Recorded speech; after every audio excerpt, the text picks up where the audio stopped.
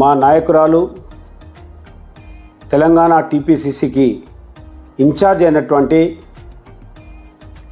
దీపాదాస్ మున్షి గారు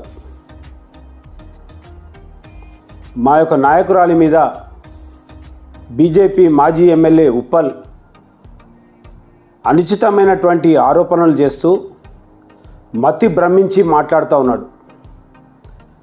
ఆమె డబ్బులు తీసుకొని పోస్టులు ఇస్తుంది, డబ్బులు తీసుకొని టికెట్లు ఇప్పిస్తుందని మతి భ్రమించి మాట్లాడినటువంటి ప్రభాకర్ వెంటనే క్షమాపణ చెప్పాలి. ఎందుకంటే ప్రియరంజన్ దాస్ మున్షి ఒక మచ్చలేనటువంటి నాయకునికి ఒక భార్యగా ఈరోజు ఏమీ ఆశించకుండా కాంగ్రెస్ పార్టీ కోసం సేవ చేస్తూ, ప్రజల కోసం సేవ చేస్తూ తెలంగాణలో అధికారంలోకి రావడానికి ఆమె శక్తివంచన లేక కృషి చేసింది. మరి ఈనాడు నువ్వు మతి భ్రమించి మాట్లాడుతున్నావు. నువ్వు ఏమనుకొని మాట్లాడుతున్నావో ఒకసారి తెలుసుకో. ఆమె వ్యక్తిత్వం ఏంది, దీపాదాస్ మున్షి గారి యొక్క వ్యక్తిత్వం ఏంది, ఆమె నడవడికేంది, ఆమె బ్యాక్గ్రౌండ్ ఏందో తెలుసుకో.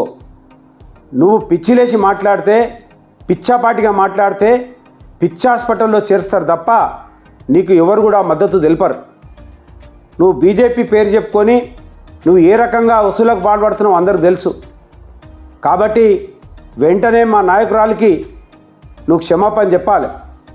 ఎందుకంటే ఆడవాళ్ళంటే అంత చులకన ఉందా నీకు?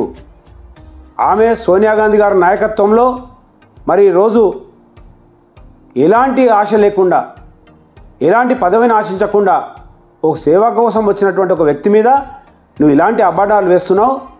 కాసుకో ప్రభాకర్, ఇప్పటికైనా బుద్ధి తెచ్చుకొని వెంటనే క్షమాపణ చెప్పి మహిళా లోకానికి క్షమాపణ చెప్పాలని నేను డిమాండ్ చేస్తున్నా.